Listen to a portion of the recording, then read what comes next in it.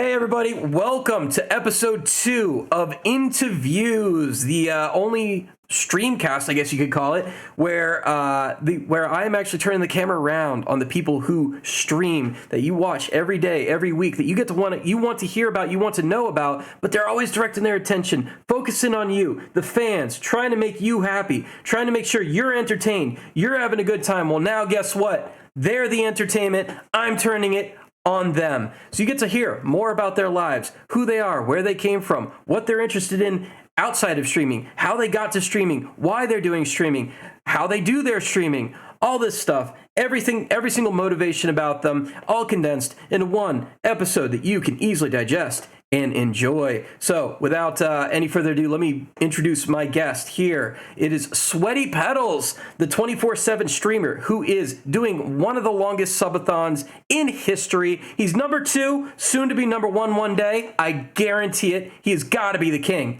So you don't think, he's giving me the look. You don't think you can make it? You know, the king can't make it? Hey, all right, I won't put any pressure on you with regard to that, and I understand why. I think, what is the number one's current marker right there as far as 24/7 subathons? In fact, describe what you're doing to them so they have a better idea, because some people might not know what I'm talking about.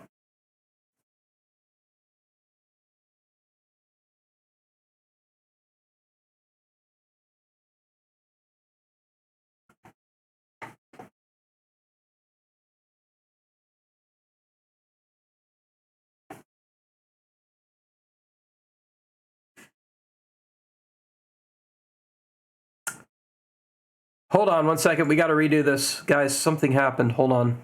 And I don't know what. No audio. No sweaty audio. No you. But I hear you. Uh-oh.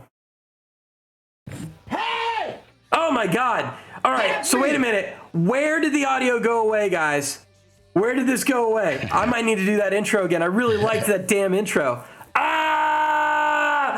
Maybe it was just my intro. Scuffed. Maybe it's just me. It was just you? Okay, well then that means we can resume. I'll just cut this part out. Okay, there you go. We're fine. Okay, I'm not cutting shit. This is part of the show. All right, so like I said, you start again. Just describe what a 24/7 streamer and what's going on there and what your current stuff is. I'm sorry about that. All right, so Emily CC, who is the current queen of the subathon, and much respect to her, she's great, is at about 760 or 770 days. Honestly, everything's a dream, literally, figuratively, spiritually. I'm just asleep in my chair, but sometimes in my bed. And that's what a subathon is. I stream 24/7. I put a clock up on the screen of my stream. Does that make sense? Yep. A stream. I stream cleaned on December 26th, 2022 it was supposed to be 4 hours, but I was a little late to it, which is kind of my MO. That's what I do, is I'd be late to things and people really like it and appreciate that You were on time today, man. Mad props. I saw you were in bed at what was it?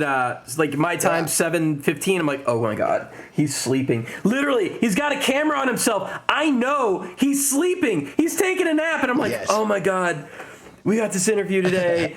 What is gonna wake him up? Is this gonna happen? Is this he? Like, I'm nervous, and then I saw you popped up. Like I popped into 7:40, and I was like, yeah, he's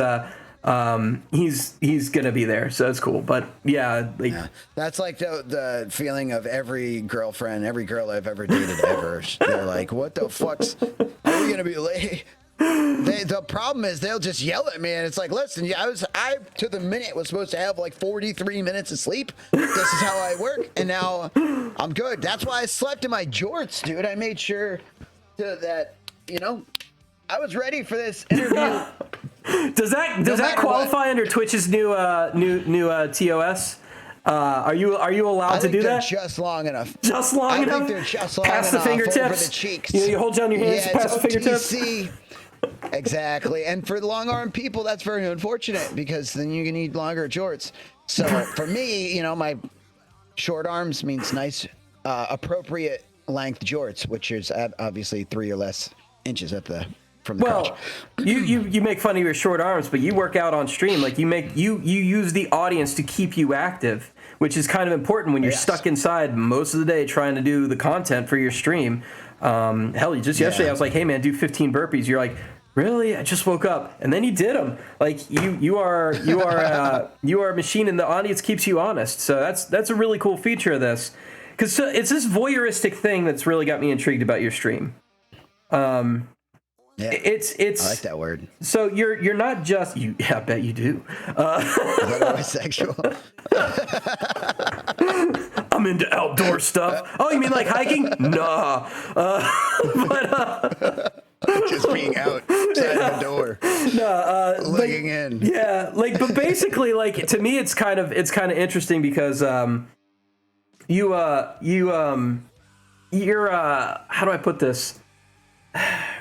You're always on camera, so there's no privacy and there is, but there isn't. Like, you have to partition off your life to determine where you are private and where you are public. And I feel like very few people on Earth have ever experienced this degree of just invasion, but most of them do it because they're on like a reality TV show where they're locked in a place for a while or something like that. You're doing this because you like it. Like, I've talked to you, and you've said very clearly, like, there's a lot of drawbacks to this lifestyle, and we'll get into those, but you are very much drawn to it. And it seemed like something that you really put a lot of time and thought and effort, and you've engineered around it. And I'm really curious how you partition that private time from that public time, because nobody wants to watch you taking shit.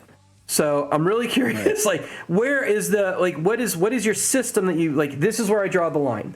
This is where I need some me time. And, like, obviously there's some places you have to have that. Like, how did you make that agreement, that contract with the audience that this is how I'm going to do that?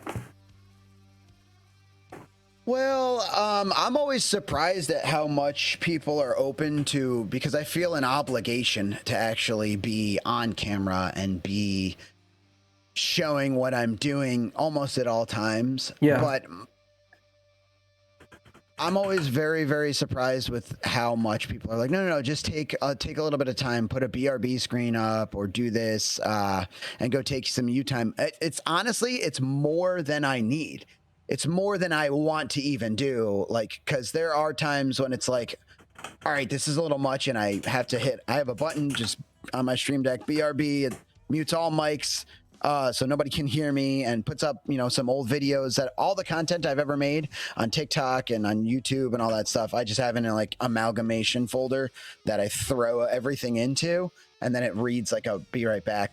It's like a little highlight reel of the stream. Which is also really great, but that's time consuming effort right there. Like, you have to actually put all that stuff together. Like, you had to think all that through. Like, your whole life is engineered around the fact that you need privacy, that you need to walk away from things, that you need to adjust things, that you might actually have some times where you got to move your whole setup one place to another. Like, how much thought and effort, how long did it take you to actually build that? Did you walk into this with that in mind? That's a cool question. So I walked into this subathon with a graphic, and we look at the graphic quite often. And the graphic was for my clock to look cooler than everyone else's clock, by the way, because there are a bunch of subathons, and I was like, we're going to have the coolest clock. And it was like a whole graphic, but it also had like hour denominations that said, like, at 3 hours on the clock, I'm going to do this many squats. And then at 5 hours, I'm going to eat this hot sauce. And at 20 hours, I'm going to share a can of cat food with my cat, and so on and so forth. And the very last thing on the clock was, I was like, you know what? I'm going to give away a PC. Like, if I make it this far, I am so proud of what we've done that I'm essentially just going to take any money I've made by being on this subathon and just give it right back. And that was 200 hours. That's how long I was like, there's no way we make it. Because we made it like 110 70 something last year, and I was like, there's no way we make it, but if we do, I'm actually so happy that I don't care. I'll build someone a PC. Like, that as a community is a cool goal. We're gonna remember this forever. And it was 200 hours. We're now on day 370 something. We're more days than I thought hours we would get in. So just for the math's sake, like, because people want to measure when it gets to that many hours, they want to measure it in days. How many? So that's like 8 days, 7 days. How many hours is 200 hours? Is how many days? 200 divided by 7. Wait, am I doing that right? It's 8.3 days. It's 8 and a third days. So if you were originally like, oh man, it would be dope if we just got a little over a week, right? A little over a week, and it wound up being that now you are on you're on 54 weeks at this point, like 53 weeks. Yeah, like that. 53. Holy crap! Yeah. What happened on week 2? Well, I have a terrible memory, and also this whole thing is like a conflated super hype dream of, it's like it's so hyper real because it's like a dream come true to be able to be a full-time content creator. First of all, I was creating content full-time. Then I kind of went back into work. They gave me a really good offer and a really good schedule. Basically everything I never got. So I left and became a full-time content creator. I was like, I'm just going to do this. If I'm going to chase a dream and work real hard, I can do that for me. And I think they recognized that they, needed me, and they were like, listen, let's give him what he asked for. They gave me exactly what I asked for, like with a raise at my old job. And I was like, damn, I can't pass that up. So I was doing both. I would come home and I would put my denim on and get hyped up and, do an exercise stream and get on my spin bike. And then I would get ready and go to work, sometimes 4, sometimes 10 hours. And it was pretty tough. I forgot what I was mentioning all this about. Well, you kind of jumped back a little bit, which is good, because that's where I was going to go with this. I wanted to kind of explain how you got into this situation, but I think it makes sense. You're right. How did you were already doing content creation, okay? And as you said, you're working a job. You're like, the story of your life is kind of something I was going to jump back to. I wanted people to understand where you are now before we kind of got into where you were. Before we got into the Christmas past, I wanted to get in the Christmas present. You know what I'm saying? So the Christmas present, the presents, you got to get right into the presents, dude. That's the whole thing about Christmas or holidays. You're here for fucking gifts. That's right, and you're the gift. So I want to make sure they understand where you are. And it sounds like you just kind of YOLO'd your life into this, but it's kind of not the case. Yes. Like you did, but you didn't, because you knew you wanted to do this. You knew you wanted to do this. Well, I knew. You knew you wanted to do, and I still streaming know, and content creation all the time. No matter what I wanted to do. Content creation, I did not know that I was going to be on 24/7, but I thought it would be super cool. Like, obviously dreaming, and everyone's like, what if it went like 2 months? And I'm like, I could do that. You know what I mean? And it was a YOLO-ish type situation. I didn't expect it to be like this.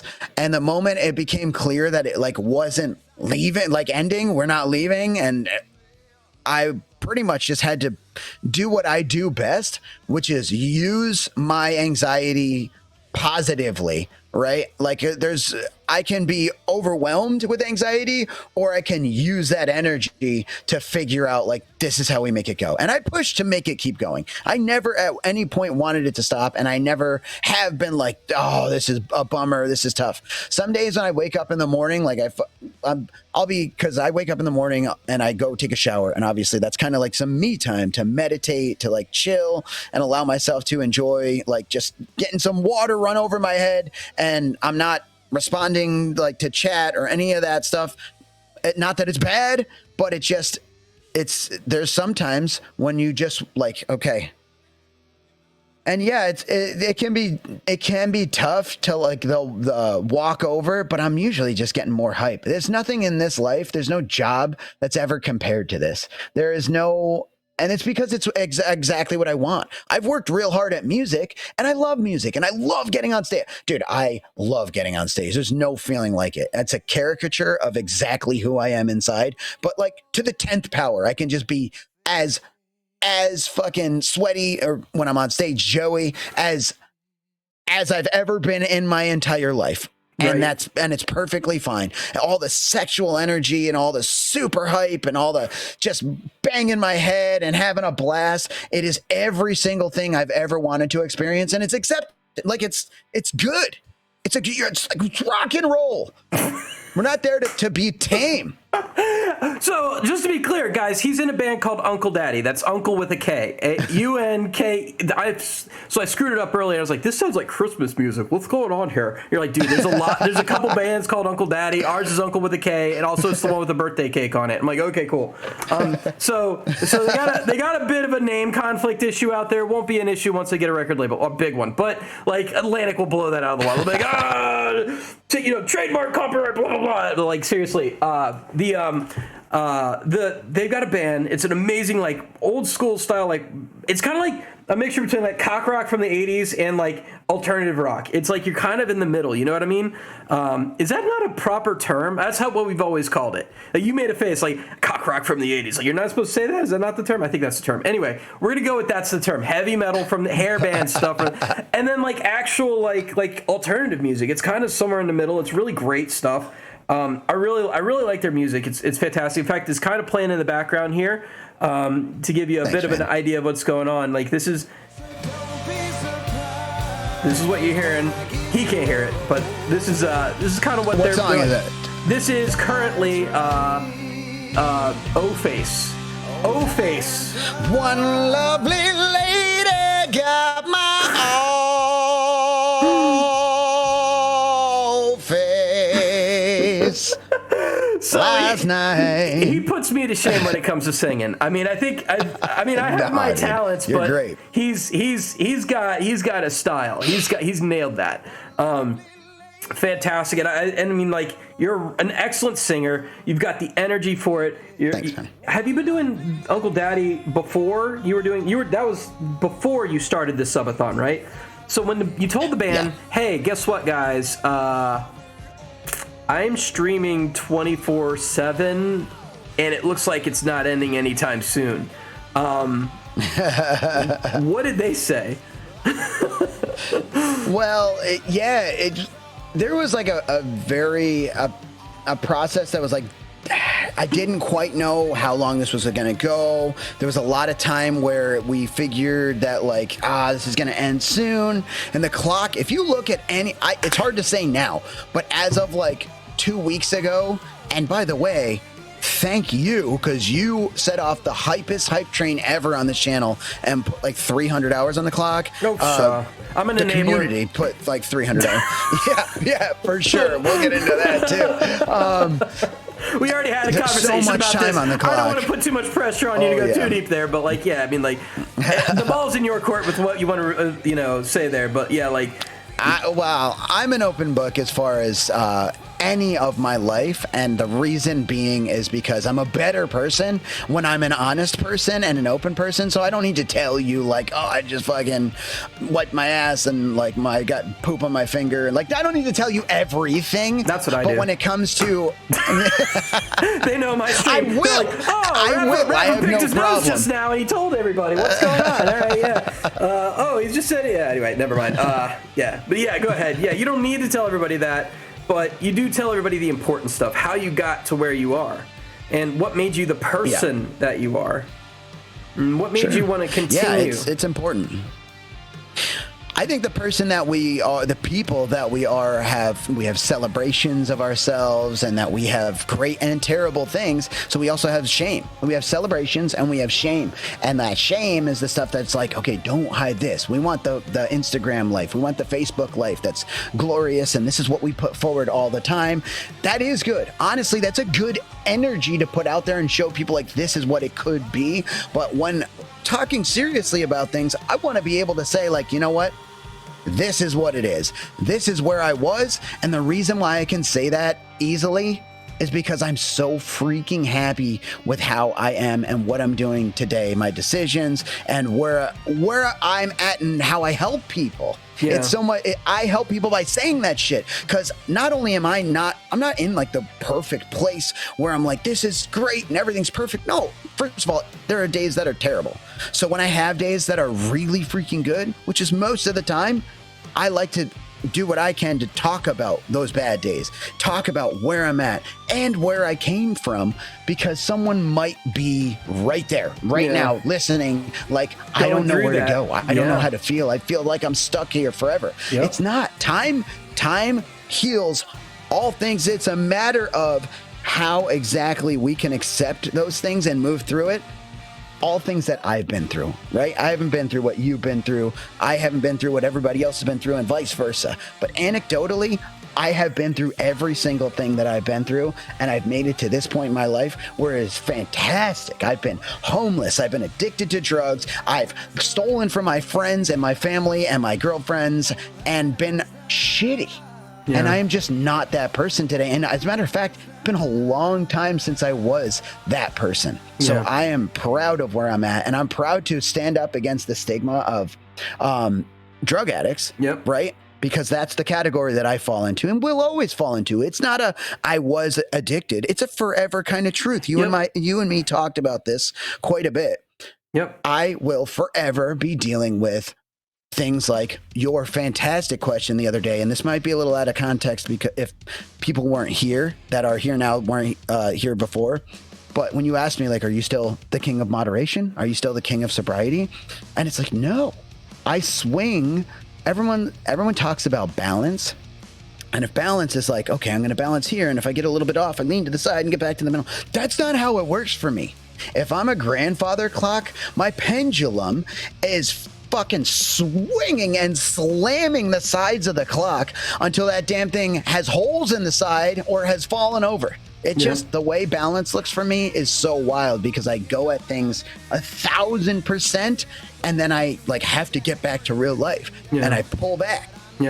It's a wild ride, dude. Which is one of the things about this stream that's more interesting than I think people are realizing. This isn't some conscious decision. This isn't some goal you set out. But once you saw it was possible, you put all your effort into it. And I kind of wish your setup you could show real easily. I don't know if you can. Your setup is ridiculous.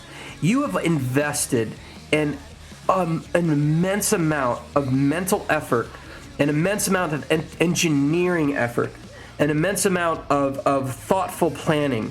And you say you don't plan, you don't have calendars, but you got systems to handle situations that you might not have even seen coming. You've got ways of dealing with everything at this point. You've got a toolkit at your disposal that makes you a mobile monster to stream anywhere you want to go. Anywhere. You do your shows, you travel, you can do all that. I think planes are the last big hurdle, it sounds like, but you've got and that's coming with Starlink stuff. And even then, like, you've got an alternative solution, I think you've kind of worked out. But you've got all these, like, things that it's available to you, but you had to build those piece by piece by piece. So, like, when week 2 hits, and you're realizing there's logistical problems to this lasting as long as it's going to last. Yeah. Your brain had to start going 1,000%, like you said. And I'm a little worried about what happens when it stops. And that's where I'm personally coming from. And we talked about this in length. And then I enabled you again. So, like, literally, like, I mean, like, how much can I be worried, really? But it's like, it's your life, man. I think you're living it. But I do really wonder, how much do you feel like you instead of like living a life, you're actually pausing a life? That you've you've changed your life, I guess is a better word. I'm trying to get to a point you made earlier last time. To me, it feels like, from the outside perspective, this is caging yourself, but in your perspective, it's also kind of freeing yourself, because prior to before, you were working a job and you were in wage slavery, basically. How do you feel about where you're going with this? Like, do you feel like if this went on for another 8 years, you'd be happy? So to answer that question, which More by of a the way, rant than a question. I apologize for the length of that. I know I liked sitting through it. I think it was fantastically formulated, and the way to ask and like truncated, I think you did absolutely perfectly, man. I think I'm living a life or pausing a life? I can honestly say there is 0% of me that feels like I'm on pause. I feel like I'm dealing with all of the things mentally, all of the mental issues, everything that I've gone through and been going through my whole life, but I get to do it while feeling actually accomplished and actually proud of myself. And I think people can tune in at literally any given time and see that. I mean, I have bad days and good days, and I have them right here on stream. The closest thing I get to a day off is like when we just like go and chill and do something in the Discord together, and I kind of put up a screen where the camera's still on me, but we're hanging out in Discord and like watching something in the Discord together as a community or something like that. There's one aspect of my life, and I don't think it's impossible. As a matter of fact, I have a cool story about it. It's really hard to date. It's hard to date people, but I have so much to work on about myself before the subathon that made me undateable already, because I would do things like work. I don't believe that. Dude, I say I'm undateable because I've made the decision to not date. You know what I mean? To not be dateable. And this is why. I don't want to put forward myself and try to capture someone. The type of person that I want to be with, the type of gal that I want in my life, I want to be the absolute tip-top best person, not just to get their attention, but to treat them the actual way that they deserve to be treated. Any human being that's going to decide to be in a relationship with another human being, that is the biggest decision of our lives. We might think it's a house, or it's the car that we want to buy, or that. Yeah, that's great. Monetarily, those are huge decisions, and they're going to affect us greatly. But no decision will ever affect us greater than the people we choose to have in our life, and no person will ever affect us greater than the one person. If that's what there are some people that are poly and stuff like that. That's not me. I want the one person that's going to complement what I do, and I am going to be ready to compliment what they do. Both ways. Both ways. So I don't want to just make that decision like willy-nilly, and I don't want to, like, of course I want to be able to like look around and date and stuff, and they say you find it when you least expect it. Sure. Yeah, that's my plan, actually. Just never expect it. Just never expect. I'm being facetious here, but honestly, like, I think that I want to be the best version of myself, and I've never felt so accomplished. I read a book about, I think it was called like A Man's Something About Meaning. The Man's Something About Meaning. Great book. Really internalized it. Really internalized it. A Man's Something About Meaning. Oh, yes. I used to read that after church. Meant a lot. Unfortunately, my brain doesn't retain things very well. I do the same shit. I know exactly what you're going through. I retain the concept. Well, yeah, no, I mean, do the same thing. Whether or not people can like, I think we all internalize like the feeling. Whether or not we can hold on to the words or the title or the author, like they all mean a lot. And honestly, I have a good mind to go back through and read it too. Mm-hmm. But it's hard for me to read on stream because it winds up being somebody else's content. And when it's something like that really touched me, but also is like kind of opinionated and this kind of stuff, it's really tough to read through with an audience. But that's a whole nother thing. I get it. Yeah. It can be tough because it's not like necessarily my opinion, but it's something that I could read through, and then other people are like, what is this? And you're just like, Yeah. So anyway. That's why I read How to Talk to Your Cats About Gun Safety, Abstinence, Drugs, Satanism, and Other Dangers That Threaten Their 9 Lives. You don't want to see the books I got. They're all hilarious. Then we also got fantastic. Why Women Deserve Less. A Gentleman's Guide to Her Cycle. These are all joke books. The Devil's Notebook by Anton Salvador LaVey, also accompanied by the Satanic Bible. So I've got funny books. I call them funny books, but they're just weird books that I read. I put this in my mouth while I read it. I don't know why I brought up my stuff. It's not relevant here. But yes, reading on stream, very fun. It's very interesting to see the reactions of people because they take everybody has a different perspective. They take something that you think is very important and they just like twist it in their own world, in their own worldview.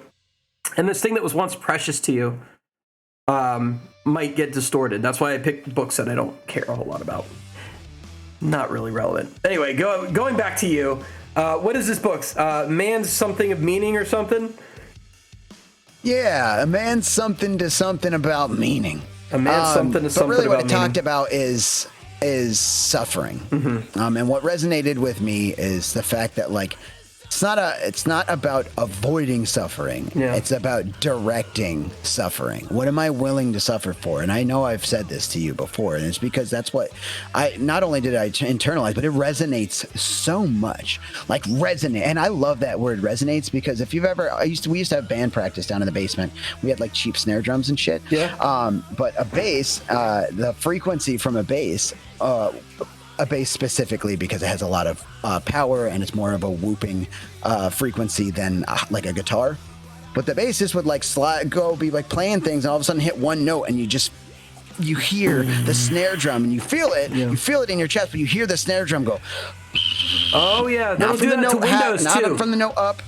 Yes, Windows too. And by the way, for different like panes of glass, it will be different frequency, so a different note on the bass, and the snare drum's a different note, and it's like we're all different. We all resonate with different things. This specifically resonated with me because I always tried to find the way to like just be okay, no suffering, no hurt, no pain. This like guide, this trying to feel how to be comfortable all the time. And it opened my eyes to say like, it's not about being comfortable all the time. What am I okay with being uncomfortable for? What exactly is it? It wasn't fucking oscilloscopes and electronics.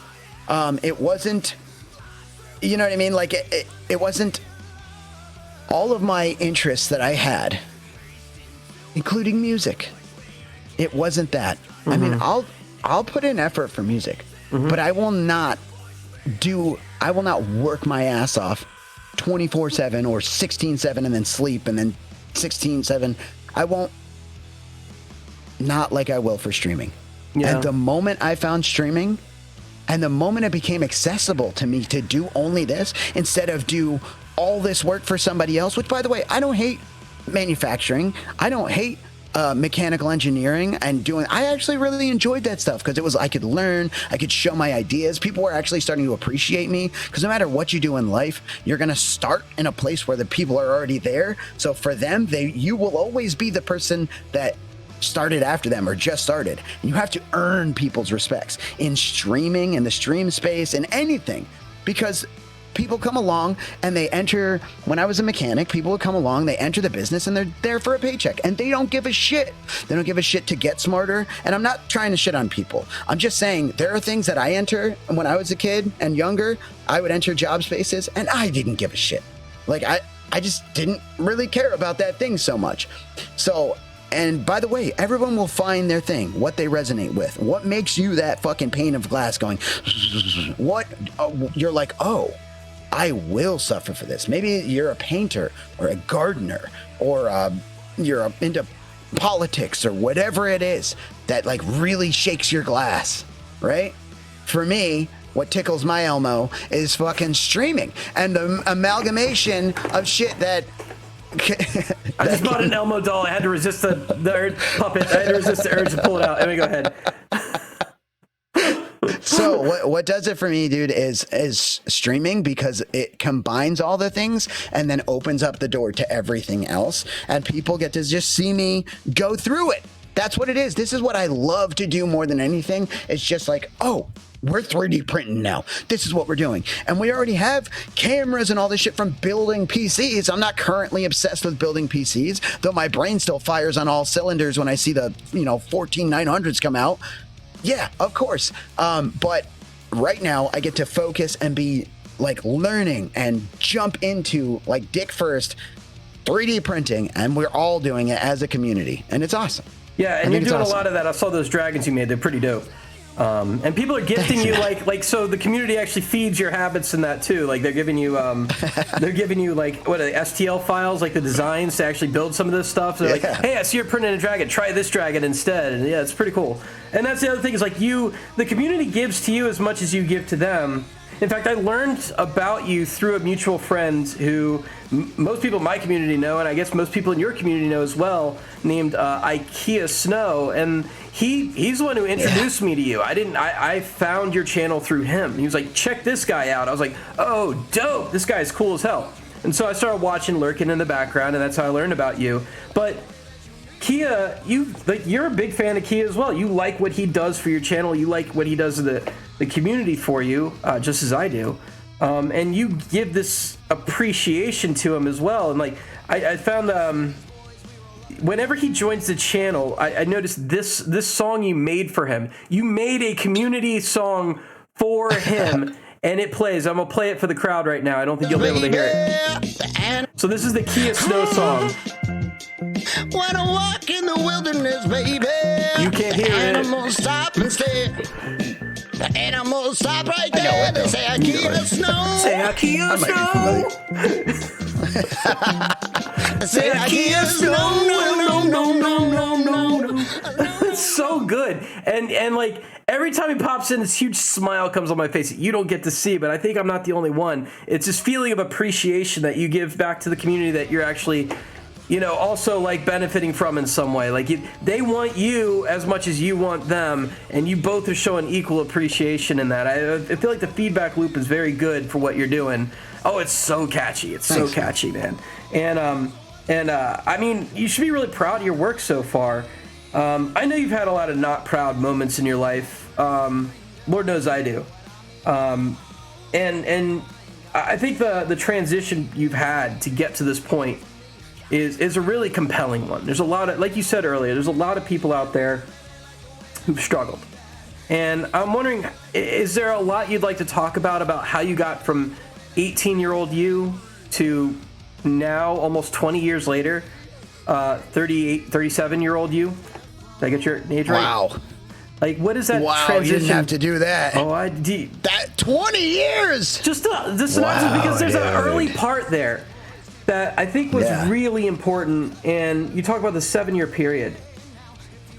Yeah. And also, ironically, the 7-year period after, where, as you mentioned, all the cells in your body completely replenish in 7 years, right? So, like, you've got these two versions of who you are. These two sweaty pedals, these double pedals, that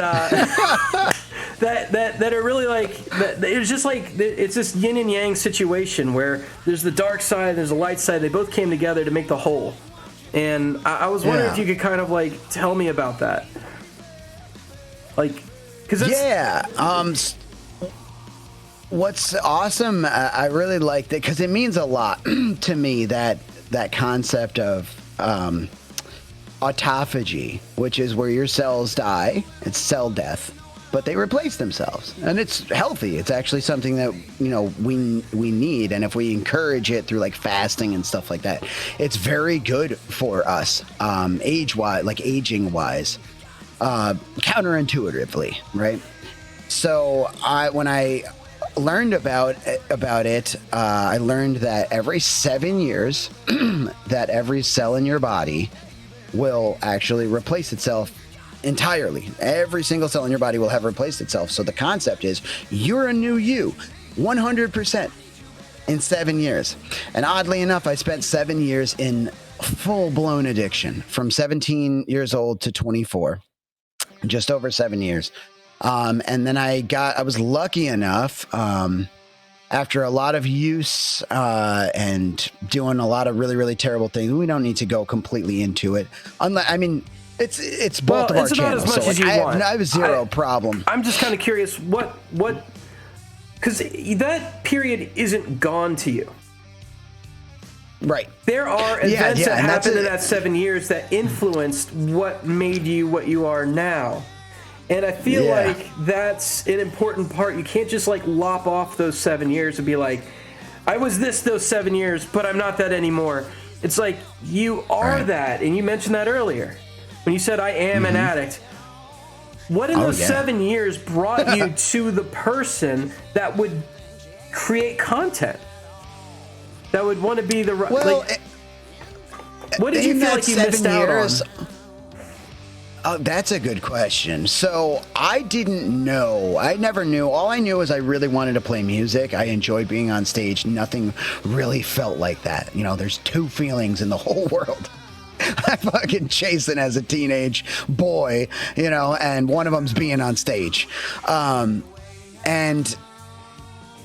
I was in like bands that had so much talent, and we were all fucking just like that, a waste of that talent. Unfortunately, some of the people I played with, I mean, still to this day are just magnificently talented and wildly, but we didn't have the drive. The drive that we had was going towards like doing drugs and fucking up. And it was very unfortunate, but the person I didn't know anything about streaming. I knew I loved video games forever, and streaming is very closely related to video games, even though I play a lot less video games, like per capita now on stream. For my stream, I'm playing video games like 20% of the time now, whereas it was 100% when I started. Because I'm like living on stream, and I thought I'd be like, oh, I just play video games 24 hours a day. That didn't really work either. I have some days where I go pretty nuts, but anyway, in that 7 years, being addicted and just I was like the exact same person. My intentions minus getting high were the same, like very similar. Same person under this cloak of shittiness, dude. This like cloak of darkness that I couldn't control because it was like a timer. Every single time I would get high, I'd be fine, and then I could just do whatever I was doing or whatever. There were some repercussions, really, because I was using opiates. It made me really irritable, but it also stopped me from working on who I was. You know, my intentions felt good in that time, but my intentions don't fucking matter. What matters is all the work I put into myself to make sure that I do my best in the moment. Because even still with good intentions, I hurt people. And that's the human way. We just are on paths, and you accidentally step on some people's toes sometimes. And it's a matter of reacting to that in the best possible way. And how do I react to if I have a disagreement with someone, or I need to like promptly put up a boundary to say like, I can't deal with that right now, or that's not okay, those kind of things, and be strong enough. Like, how do I deal with that, and how do I make it okay? And it's just preparation in like spending, like you were talking about the last time we spoke, where you're carving those neural pathways, neuroplasticity, and understanding when I get to a moment when something is difficult, and I equate this to like working out. When I get to a moment when I need to lift a box real heavy to get it inside, am I going to be strong enough? Well, fuck yeah, I'm going to be strong enough. I've been doing biceps days, and I'm doing back days, and I'm doing all my splits, and I'm making sure that my lymph system's working early in the morning, and I'm taking creatine to make sure the first 2 reps are good. Yes, I can lift the box. Well, what about the mental box? What about when it's time to have a conversation and you want to be able to participate and you're talking to engineers, right? Do you know engineering terms? Because that's the mental stuff. Like, have you studied what you're trying to get involved into and made sure that you're strong enough? Are you reading the books to make sure that you remember the titles and the authors so you don't look like a dumbass on a podcast? And then more importantly than anything is what we don't think about is that spiritual gym. Right? And when I say spiritual, a lot of people go like straight to religion, anything like that. That's not me, and that's not what I'm getting into. For me, it is social elevating social to the fucking 10th power. It's the way I feel when I go to a show and there's a band on stage or I'm on stage and the feeling in the crowd and you're like, what is this energy? I'm getting the chills. That shiver you get down your spine, and that's what we call it, my best friend and I, is the shiver. There's nothing like it when you feel that feeling and you're like, I'm gonna fucking... am I gonna cry right now? Like, I'm gonna actually lose it. And it means everything. That is love. And that is what I want to share with the world. And preparing those moments and finding the time to look at somebody in real life, because I did not do this. This is what I was missing. To look at somebody and say, I fucking love you, man. Like, Yep. That is something that Unkle Daddy introduced me to, and it sounds odd. That'd be way odd out of context, but the dudes in my band are so wildly responsible. They have their shit together. They're just awesome rockin' dudes, and they taught me how to love friends in a friendship, another man, like how to love your friends. And I bring that with me everywhere I can, because it just means so fucking much. That's spiritual training. When it's time to like, I'm in a moment and I'm feeling something other than that. That's what I'm talking about. That's lifting that box, which is like all the anger and disdain and bad feelings. Can I lift that enough to at least not react poorly? Because that's what matters. Can I lift that enough to not react poorly, but especially can I lift that enough to love? Maybe not the person or thing that's fucking, maybe the person or thing is like, you know what, I need to get out of this situation. But how long after am I able to be okay with being my normal loving self again? Because you all know what I'm talking about. You get into a situation where it puts you in like fight or flight. And all your hormones, and all you can think is like, I could have just kicked his ass, and over and over. How long does that last? Does it last an hour? Or a day, or a week? Have you had that? I've had that. You know what's funny? I've met people who don't get that way, and I'm so envious of them and their security in themselves and their ability to just like, whatever, man. That's just the way. You know those people. Like, I know those people. You have had to meet those people. It's just like, how are you so freaking chill? But most of them have the same feature as well, and I don't want to be overgeneralizing here. Obviously, that's not everybody. Some people have gotten to that point after many years of personal training and personal growth, but a lot of them don't do much. It's this fight or flight is a very double-edged sword, right? It gives you the aggression to be competitive, to want to improve yourself, to want to seek maximal perfection in everything that you do. But it also gives you this obsessive, negative, self-harming behavior of like, I could have said this, I should have done that, I should have. But when you say that, who are you really talking to? You're not talking to them. You're beating yourself up.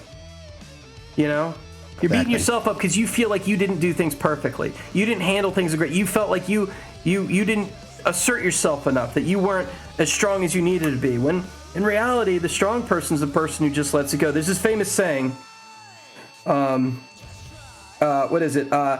In order to be peaceful, you must be able to commit great violence. Because a person who can't commit great violence isn't peaceful. They're feckless. They're unable to do anything, so it doesn't matter. They're not peaceful. They're just not capable. But a peaceful person is a man who chooses peace. And in order to do that, you must be capable of not peace. And so I think that's like, as much as I get the same thing, I beat myself up. I don't think it's worth it. I think we're both in a similar category of that, where it's just like, this is our own personal internal feelings about ourselves, reflecting on ourselves rather than reflecting on them. I'm sorry, I'm going into therapy mode. But I do want to say one thing, and it's just bring up a point that was kind of hitting in my brain earlier, and I want to get back to. You say you do everything 1,000%, right? And you do. You go hard. Look at your setup. It's incredible. Like you've got got this giant green screen setup for VR. You move your cameras around all over the place. You've got everything in the house is networked together with your own personal cloud. Like, this is an incredible setup you have. this feeling, this need, this obsessive compulsive need to be the best, to be perfect, do you feel like that's a good thing? Or do you feel like, again, like I said, it's kind of a double-edged sword, that it might be part of the same process that got you into trouble in your early 20s? It's definitely part of what got me into trouble. And it's also the best thing that I have. It's my superpower. You know, I wouldn't have been able to accomplish what I've accomplished. Well, I say that, but I've never lived normally. You know what I mean? I've never lived without it. Right. So I don't know if I would have been able to accomplish what I've accomplished without it. Right. But I can tell you, I can accomplish what I've accomplished with it, and more. And I will. So and there will be more. Leads me to another question. You talked about your bandmates and how they gave you camaraderie and a sense of love. But you haven't seen romantic feelings with regard to that. The sense of perfection. You feel like you need to be the most perfect person for somebody else, for the band. You need to be the perfect member of the band. I don't know if you demand that of the other band members or not. I don't know if that's caused any conflict. I'm not implying it has. But you did mention earlier that you're seeking a relationship that would be perfect, complementary. You'll be there for them. They'll be there for you. This will be the thing that actually, it's just, do you feel like that's a reasonable expectation given the flawed nature of even yourself and even of other people and how things change and how even over 7 years your whole cells of your bodies change? Can a relationship be perfect? Can another human being be perfect enough? Can you be perfect enough for another human being? And how is that relevant to streaming? Is your stream ever going to be good enough? Are you ever going to have enough weeks? Are you ever going to have enough hours? Are you ever going to make enough money? All of this seems to me the same relationship-related stuff. I want to know if you have thoughts on that. I do. I do. And enough is a very, very powerful concept for an addict, right? Because there is no enough. Yep. There is so a thousand's one's too many, a thousand's never enough is a saying inside of the community of addicts that it resonates, right? Yeah. So if I had mentioned perfection, if I did say perfection or perfect, I misspoke. I'm not sure I did say that, but if I did, I misspoke. But if not, it sounded like you gave 1,000%. Must be the best. Maybe that was our last conversation. I'm pushing that on this one. I apologize if I did. But you know what I mean. No, it's okay. And our last conversation is, that's the old SweatyPedals. You can't trust that guy. No, I say that all the time. And it's a funny, facetious throwback to the fact exactly what you're saying. We're humans. We make mistakes. I'll have made mistakes on that day, and I will make mistakes on this day too. I just seek to do what I'm trying to do right now as best as possible, and that kind of gets into what I'm talking about. There's a part of me that feels great and accomplished when I push and work really hard, and I don't know what that is. There's, how they have like certain breeds of dogs that are chill as fuck and they'll like sit around, and then there's certain breeds of dogs that are like, you have to give them a job, and they have to do that job or they get like dog depression. Yep. I'm that dog. Yeah. I got that fucking dog in me, dude. Whatever it is, I want to work and make shit better. And my life, I want to be kick-ass. And I want someone in my life that's that kick-ass. I don't think I need a perfect person. I think I need a very uniquely amazing person. And all those gals at my age, 37, are fucking with somebody.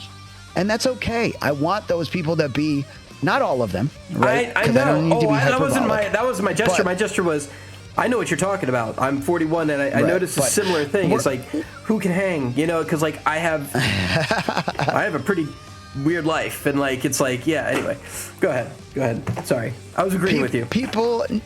No, well, the thing about it is too, I want to make sure that I'm very concise. with what I'm saying because we're doing something podcast style. And I appreciate what this is in this form and the fact that it can be edited into like a YouTube, which is around forever. So people might see me on if you put a YouTube out, and they might not understand when I'm being facetious, when I'm being sarcastic, or when I'm being, another part of my personality is hyperbolic, which just means to be like over the top exaggerating. It's when I say all or nothing, like that is a fun term, but I don't believe that things really exist that way in life at all. Yeah. I just think it's a good way to get my point across when I'm saying I'm all or nothing 1,000%. What I mean is I have this gift of falling in love. We talked about it, but let's instead of going exactly there, I have obsession, and you mentioned it, obsessive compulsive. I have an obsession with a compulsion to do something about it. And when I'm obsessed with 3D printing, I will actually get shit done. Because I have a compulsion to, fuck it, I'm going to move the camera. You know how long it's been since I moved that camera? And I put that camera there because I had an obsession with building PCs. So I bought a fucking $600 camera and put it there, and it just sat there and did nothing. And I bought another camera and like put it up for a face cam. They just sat there. And then I found a new obsession. So I'm like driven by these obsessions that maybe they're not there forever. They don't last. They're not there for a long time, but they're there for a good time. And that's kind of what it is with my life, and I appreciate it so freaking much because I can hang in conversations with engineers because I've been obsessed with engineering for a short period of time. Am I the best? Fuck no. Will I ever be the best at engineering? No, because I'm not putting my time into that. What am I putting my time into? Streaming. Yep. Okay? Do I want to be the best? I'm going to put all my fucking effort in. I don't know if I'm going to be the best. I'm not really striving to be the best. You know what I mean? Like, that's not my thought process. Like, I gotta be the best. But in some ways, we are chasing number one. You know what I mean? We're chasing a world record. Mm-hmm. Like, if you told somebody, hey, wait a minute, stretch for me. You could touch your wrists to your toes. Did you know if you could stretch like an inch further, you'd be the world record holder? You don't think part of that person's going to be like, and I don't know, I can't speak for everybody, right? Again, hyperbole. But this is where my brain thinks like, man, doesn't everyone think like, I should just keep stretching every single day and maybe I could be the world record holder? That would be kick ass. Yeah. Yeah, I get it. And I get that drive. But you're not an inch. You know, you're a year and several weeks. Yeah. So she has to quit. Yes. She has to quit, and then you have to keep going in order for this to happen. Yeah. And I'm not saying you can't do it. You absolutely can do it. In fact, if anybody I would bet on being able to do it, it's you. The question is, do you want to? I am so happy with this lifestyle. What I want is to be able to learn as an adult, like at the right way, how to deal with it, right? Mm-hmm. Because all years before this, what you guys don't see is that, you know, I have a problem dealing with like shoveling my driveway, right? My neighbors don't like me because I don't rake my lawn as much as they do. And I don't like lawn work. I've gotten obsessed with a garden, and I grew a ton of peppers and hot sauce and Sean Evans and Hot Ones and podcasts. Like, I love podcasts, dude. And I was like, I'm going to grow all these peppers. I'm going to make all these sauces. And I did. And I got like food processors, and I got hyped up and learned about fermenting peppers. And then I just kind of fell out of it, you know? But the front lawn doesn't mean as much to me as it does to the neighbors. Because you don't get a positive feedback loop when you do what you're supposed to. Not for necessarily that. I mean, I kind of do. It feels good. The smell of grass is good. Like, things are good. It's just but not nobody's going, hey, my thing. You're good job, right? It's like what, you want a cookie? Yeah. You did your lawn. Like, you know what I mean? Like, everybody does that. You know, it's kind of like one of those things. Yeah. But that's what the stream provides you. Everything you do, even your burpee, even your workout routine, is wired into a positive feedback loop with the audience. Yeah. Why do you think you seek so much of? Well. Not to get too like, I don't want to. No, that's a great question. Why do you seek so much approval from the crowd, from the audience. What happened that made you not feel approval was like you never can get enough approval? Like, you clearly are looking for way more approval than most people. Well, approval feels goddamn good, and I speak to validation all the time. I speak to validation all the time because what in this life feels better than having your peers, your family members, your friends say to you like, fuck, good job. Someone I respect, somebody that I love saying, wow, good job. Even if it's not like even if it's not necessarily someone I like love or whatever, like my boss, like telling me like, good job on that job. Oh, really? Yeah. I'll come in for 80 hours next week. Thank you for saying that. It's the hack. It is the hack to my system. You want me to do something? Tell me I did a good job. I'll do it again. I'll do it and get better. It is you're asking me why, and I haven't really dug deep enough into my. True. I know that that's true for everybody in some level. No, it is. Why are you 10x on that? Right. Well, why am I 10x on X. sugar on a cookie? Yeah. Why am I 1000x on drinking when I have a drink? Why can't I have zero drink? Yep. It's my brain doesn't operate correctly. I know that. And I know that I need, like, I don't get as much dopamine when I do a thing. Yeah. Unless for some reason, and this is all anecdotal with a little bit of knowledge, right? Mm-hmm. Mostly anecdotal and a little bit of obsessive studying.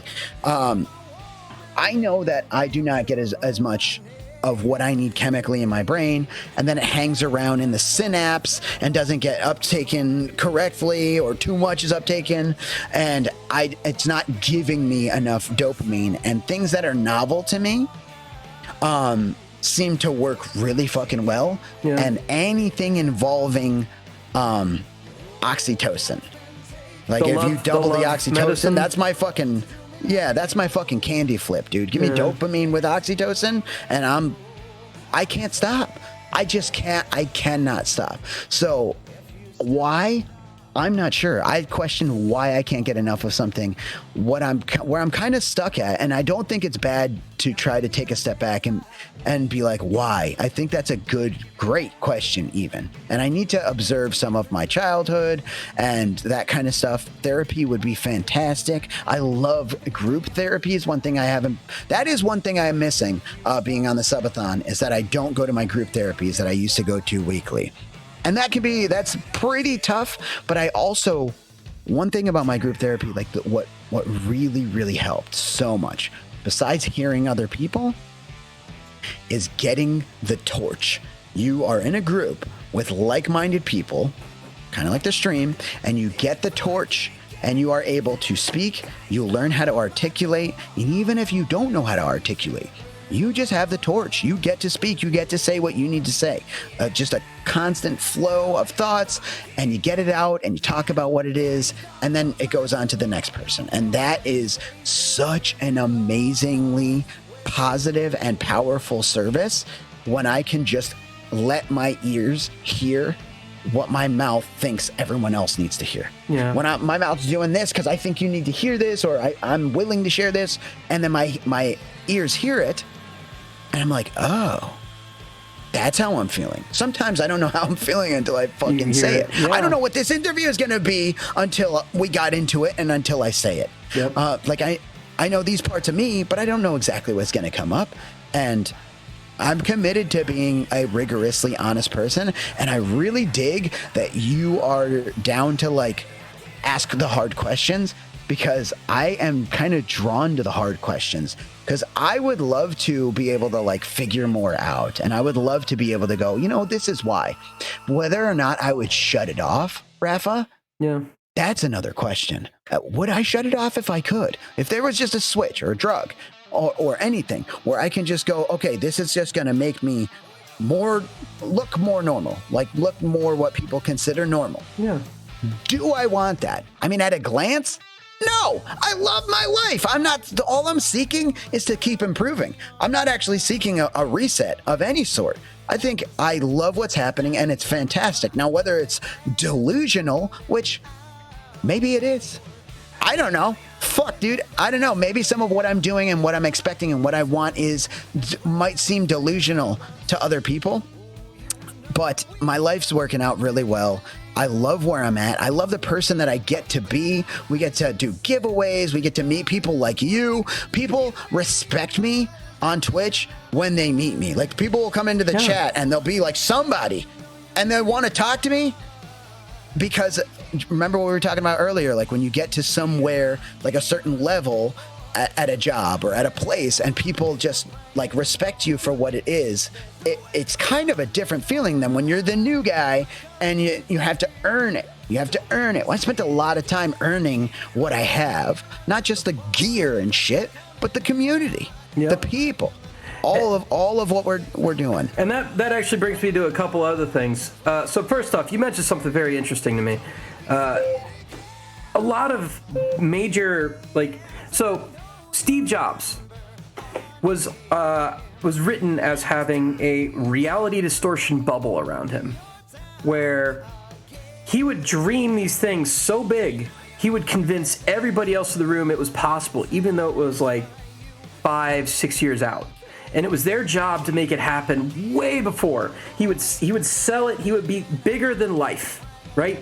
In the conception meetings, the sales meetings, the marketing meetings, the branding meetings, all the way up till he's on stage showing the new device, the little new first of its kind cell phone with a touch screen that actually like can do internet and like all these things. That he was the first to do it because he was got this reality distortion bubble.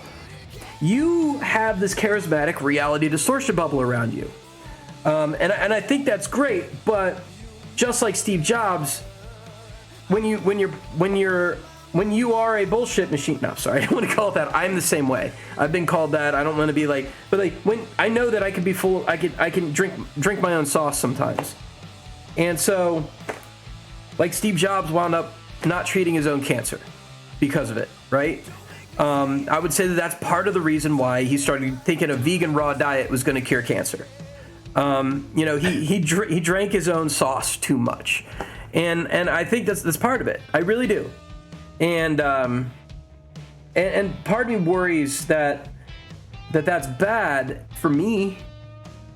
It's bad for me when I think too big, when I dream too big, when I say I'm going to be this in this amount of time, I'm going to be that in that amount of time. I'm putting a lot of pressure on myself. And that pressure takes a toll on me, my life, my heart, my sleep, all of it. But you seem to be managing quite fine. And I think even better is that your growth strategy for your audience has been this reality distortion bubble. Everybody is watching you in your bubble saying, I can keep going forever, right? I can do this forever. I could literally do this forever. And they believe it. And it's true in some respect. You probably could. The person you are right now could probably do this forever. Do you see yourself at 80 years old streaming on Twitch? I don't see myself at 80 years old, man.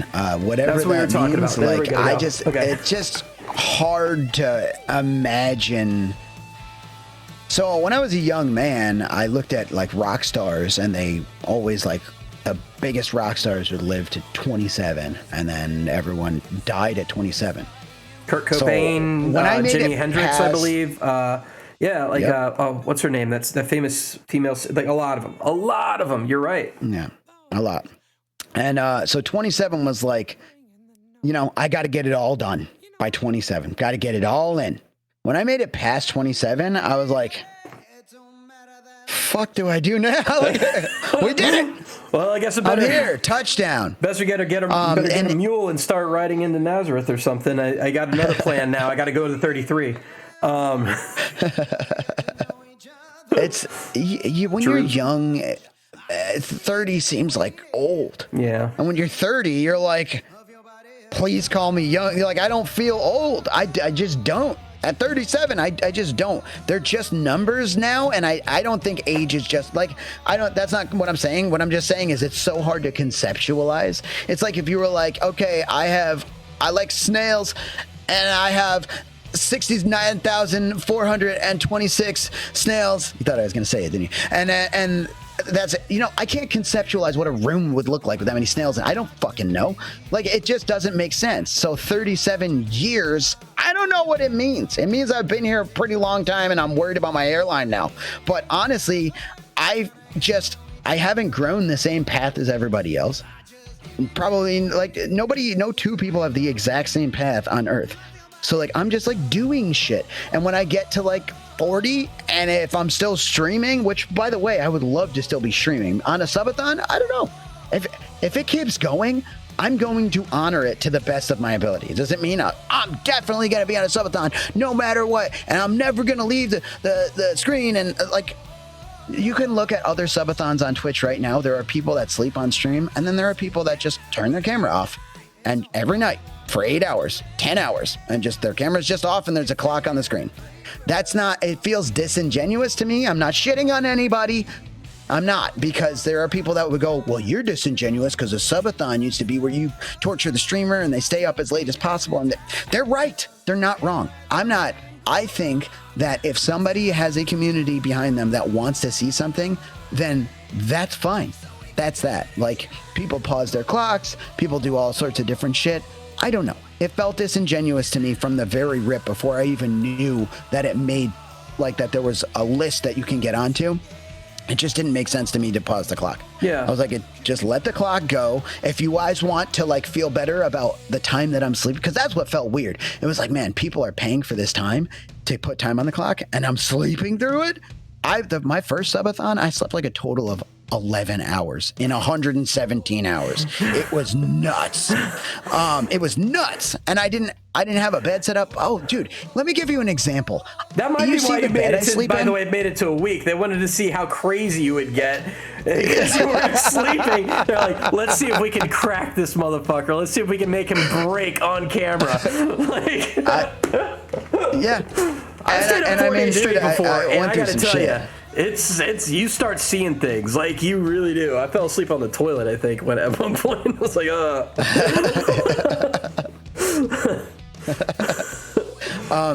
and let me just shit a spell. Yes. It's relaxing. What can I say? When I first started this subathon, it's confusing to say like this year because it's not the same year. We've actually existed in the subathon in 3 different years now. We started in 2022, went all through the entire year of 2023, the whole fucking year, dude. Not one day, not 1 hour. Okay, for the very most, we'd be down 10 minutes with like a technical issue or some shit like that. But were we not live? I've been live the whole time. And it's wild. And it flew by. Like, honestly. Like, but the first month, I didn't... So you guys, you've probably seen all my cameras. The one I did burpees on. Yep. That is right to the left of my PC. So, like, I can see it right here. It's the room next to me. I can't show your audience, unfortunately, but it's the room... It's the same room. I'm saying the room next to me. It's the same room, but this room is an L. So it's right here.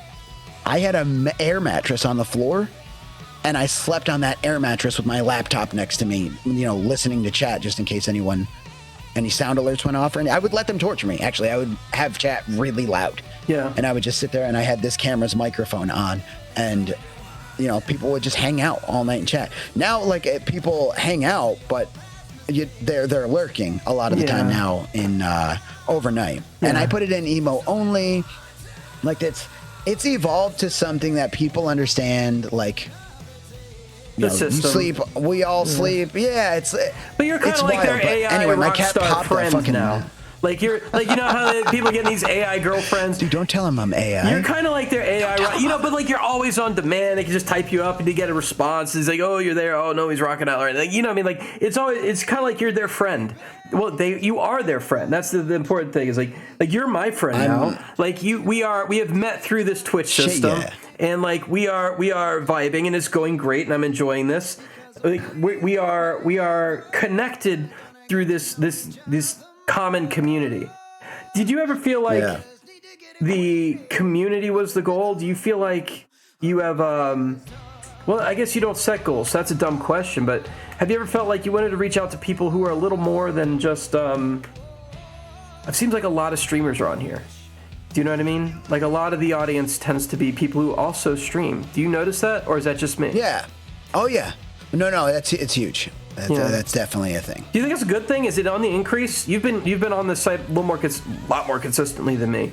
Do you think that's on an uptick, that as more cameras are being made available, that more people have the ability to actually do this, that a lot of the audience has become less lurkers, less watchers, less chatters, and more participants in the community in and of themselves? Do I think that's a good thing? I think it's a great thing. I think that the more access that everyone has that's to true? show. Start with that. Do you feel like that's an accurate assessment of mine? Oh, well, yeah, I do, definitely. I think we had a huge boom in 2020 because not only is the availability there, and it's not so gatekeepy, man. Like, in order to do music back in the day, you had to fucking find a stage and get on it, and then it was, like, so different. Now, to, like, show your art or to be on stream, there's more than video games. Now people are crafting, and it's awesome, and it's becoming, like, everything... Live streaming in some way is becoming ubiquitous. If you're on Facebook only, you're gonna all of a sudden you start seeing your friends selling rings and jewelry, and you're like, wait, this fucking person they're live right now, and I can talk to them, and they're doing it every Tuesday and Thursday, and like all of a sudden, and then you see another friend that's fishing, and you're like, you can just be out fishing. And live streaming is becoming, it's weird when you look at it from the outside in. It's like a Black Mirror episode. I was about to say, it's like a Black Mirror episode. Yeah.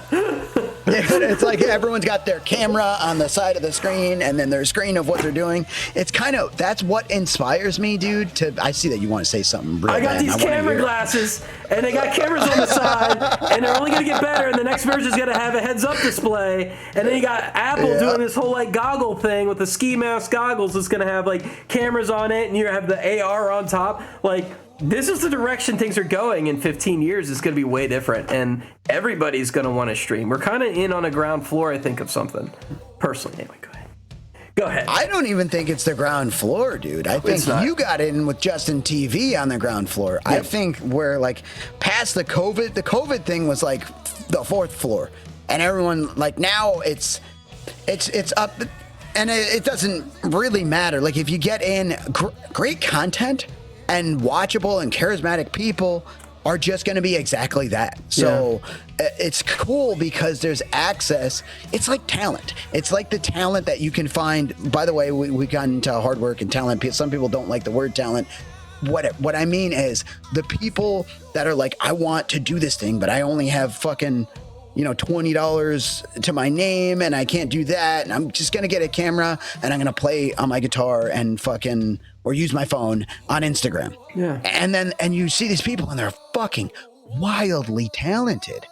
The access to that, I think, is a great thing, because you could think about it as competition, or you can think about it as like collaboration. Iron sharpens iron. Yep. Yeah, collaboration and appreciation of other arts. Network effects. Like, it's anything we do, like I do.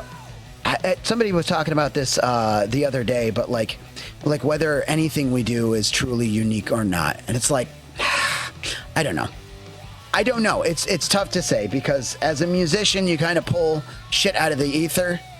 And I pull shit out of the ether, right? Lyrics, words, the old face. One lovely lady got my old face last night. Okay, so let me give you that exact example. My ex and I were talking about... What? I mean, it's very close to the Office Space line. Yeah, but you made it into a song. Is it? Yeah, there's a gonna show her my O face. Oh, and like that's kind of like, it's not close, but it's like, it's derivative, you know what I mean? Is it like a truly original song, or is it like... So Office Space I've seen, but it doesn't, like, it's like the something about meaning book. Like, it's like, I can't really put my finger on how it went. I just remember the printer scene. Yep. But as people do, and the staplers. Anyway, so goddamn stapler. I was having a conversation. I know what an O-face is through a David Duchovny show called Californication. They got it from Office Space. Fantastic show. And I'm assuming they did. But that's how I knew about, like, O-face and what it was. But it wasn't seeing that show. I was talking with my ex about the olfactory system, which is the way you smell and how you smell, and if like the way that the way smell works is that if you stink of BO, like if I stink, I do right now. If I smell, I don't smell BO, right? Unless it changes drastically. Yep. It affects on change. So people like myself can smell kind of bad and not realize. So that's the first time I get that inkling of like, did I smell? Is that me? It is. Yeah, it's like when you put on old gym clothes and you're like, this is actually my odor? Like, what's going on here? I don't know. It just sat there for a hot second, man. You need to clean that filthy shit. Anyway, go ahead. So we were just talking about olfactory sense and I'd never heard of the word olfactory, and I worked in a factory. So I was like, are you talking about the factory I work at, like the old factory that I'm? She explained it to me, and I was like, oh, I thought you said O factory, like, you know, like what I give you in the night. I'm an O factory. I'm causing them O's, baby. And then she was wondering about the O face. And the next day at practice, I go to practice, and my guitarist was like playing in a scale G. And I was like, so you hit that and G it spot? Literally from the G spot, from the ether, dude, from the air, that line and melody, which by the way is what's so fucking cool about singing, is you get like you have to bring these things together. Right? So that line and melody just came out, and I was like, one lucky lady. By the way, it was written lucky. It's on the album Lovely because someone got offended. I'm not. All right. One lucky lady got my all face. Wait, somebody got offended? Last night. Yeah. Somebody's girlfriend. Why? Because is this a social thing? Like this is this either. like an internal club, like you don't need to tell me that story kind of situation, or is this like a? No. Is this like you're gonna get canceled? Like what are you talking about? Like what? That's not offensive. It is definitely like it can be a hot button type of concept. But really what it is, and I understand, what's important is understanding how people feel. And I understood how they felt so much that I was like, I'm willing to change this. But the concept for me is I can also be a prize. I am also worthy. So to say somebody that's with me is lucky, I mean, it's rock and roll. It is caricature. Yeah. And the roles that's reversed, exactly it wouldn't have been an is. issue. And it's like, why is it issue if you do it? That doesn't make sense. That's exactly it. It actually was inspired, and that goes back to what we're talking about, by the concept of Lady Luck. Oh, well, there you go. Lady Luck. Yeah. You're lucky for being so. Luck so be right there we have three. Tonight. Yeah. So the. Right there's three concepts of inspiration, and I'll give you the two obvious ones, which are, well, I guess there's kind of four. There is Office Space / Californication, right? From knowing what O-Face is and making it a funny, like, saying topic, all that stuff. Right. So, boom. Is it an original concept? Well, no, already, right? And then you have, the idea of Lady Luck. And what that is, inspiring. When I'm saying, well, what about me? What about me being a fucking prize? Right. I'm up here kicking ass with people like in the audience awing over me. It is that caricature of that I play inside that fucking rock and roll universe that is so awesome. Yep. I think, I don't know, I've always, I can't speak for anybody else, but I've always fucking thrived for that, like, rock star. I love it. Yeah. I love it. And not to be hurtful or overly anything to anybody, but just to be as fucking oddly full of myself as possible. And as the delusion bubble that you're talking about. The reality fucking distortion bubble. I think that's what it's called. There we go. Reality, I could look at Jamie, pull that up. Reality distortion bubble. You're in the audience. Google reality distortion bubble for me. Make sure I actually name that correctly. But yeah. That reality distortion bubble. Like, I love the rock and roll. And then the other two things were the conversation that I had with my ex, and if you didn't catch this part, my guitarist playing in G, finding. I mean, you got to make a melody. I made it in G to. my guitarist Skip playing in G, and honestly, everyone was riffing over G. So the whole band, like, it's odd, but like influence, inspiration, and original thought, I don't think those things need to be conflated because there's no other O Face by Unkle Daddy out there. But, you know, someone's used that same fucking scale and somebody's used that same progression and somebody's made the same leaps through octaves and through it just. All right, so here's a tangential, all the different tangential comment. AI starts writing music, okay? And it does, it jumps to the C scale and it writes a lyric, you know, I'm gonna make her see my O face. Yeah. Like, is that derivative? And let's say it slurped all your stuff off of Spotify, already translated all the lyrics. Like why is an AI is an AI just as equally as valid as you in terms of that, or is that something that would bother you?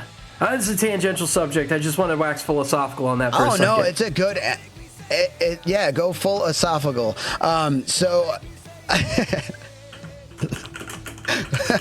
So as far as AI goes, I find it fascinating. I'm not smart enough to really digest what it can mean and or what it does mean. Meaning I don't understand how it does what it does. I know that it pulls from different sources on the internet. I wouldn't know if I'm the only one that's ever put O Face in a song. I highly fucking doubt it. I highly doubt it. I'm okay with existing in a space where I'm mostly not unique. All of life. Like all the things we do, the working out, other people love working out, other people love music. There are millions of streamers on Twitch. There are a bunch of subathoners. I just honestly try to be as unique to me as possible. And this stream and the format of it and the whole enabling of just be wild and be a caricature really allows me to do that, dude. It allows me to live exactly how, and by the way, to be dynamic. I don't have to be the same thing. Just like you were talking about earlier with finding someone that's going to change. Yes, of course they're going to change. I want them to change. I want to change with them. I want them to influence me to change better. I want to influence them to change better. I want to have bad days and I want to fucking make it tough for them and I want them to make it tough for me. I know what a relationship is. I've been in relationships. I've loved, and I've loved fucking hard, dude. I've loved so hard that I said, you know what? The next time I do this, it's going to be exactly what I want it to be. I'm going to make sure that I'm not just doing this just because. Yeah. And it helps that I'm getting a little bit older because the drive for sex isn't so wild. Yeah. Even though it's there. My porn consumption's gone down to 1/10 of what it was in the 20s. I'll tell you what, man. Now I'm like, I don't even know why I did this to begin with. It's kind of at this point. Anyway. It's easy to judge in hindsight. I'm sure in my 20s, anyway. But yeah, anyway, God, see, this is what I do. This is how I'm vulnerable. I'm an oversharer in a different way. Anyway, but yeah, I think that's a good place to kind of wrap up here. I think you've really covered a lot of things that are. It's so interesting to hear your story, and to hear how your addiction sort of played a role in your personality shaping, and how this is also kind of like another addiction to you, but it's a good one. It's one that does bring positive impact to your life and brings positive impact to those around you. And I hope you brought positive impact to my chat today. And we'll give them an opportunity to sort of ask their own questions. So this is that's cool. What I'm looking for is Q&A. It's like what did I miss, you know? And I see I'm going to give you guys an opportunity to sort of let those questions filter in. I do see I got one already, if you don't mind. And it was from Jaded Jules. Do you find it exhausting? Now, I think we've gone through that a little bit, but do you have any comments on that? Does it ever get tiring? Do you ever just wake up and go, this is not what I want? And that's a good question. I should have asked that. She's right. Ooh. So, okay, there's a couple of questions in there, and they are going to be a little different to the answers. I'm going to address backward because that's the way I word. Good. Is this not what I want? Never. Not once. I wake up fucking every time I get out of my weird depressed slumber, because that's the way I work. When I wake up, I'm just like, I don't wanna. And then the second I'm like actually processing, I go, holy shit, it's this life. Like, yes, fuck yes. It's awesome. Like you know how people like get around the water coolers at work and they all complain about like Sally's never sweeping after her shift, and the goddamn night shift is always the burger patties fucking. The worst of the things I have to do is like, what's even hard? Like, I have to like deal with technical difficulties, right? My PC earlier just started going every couple seconds, and I was like, I have a podcast, and like I just fucking restarted my PC, dude. Like, yeah, shit comes up and it's like urgent, but that is like life. Life has urgent shit, right? That's the hardest of what I have to do, is like deal with some trolls that with bad intentions. That sucks. Deal with people that like are being kind of deal with people that are not awesome, but that makes me better as a person to learn how to in the moment. That's why I don't, by the way, I don't put 100 fucking rules. When you come into my chat, the rule is don't be a dink. It's like, use your brain to try to figure out if it's okay. And if it's not, it's my job to go, hey, let's not do that. Or set up a boundary. That makes me so much better as a person, as a communicator. And by the way, I'm not always good at it either. Sometimes I just go ban. Actually, there's still times when I just go ban. But it, like, no matter what. But honestly, it makes me better. Now, is it hard?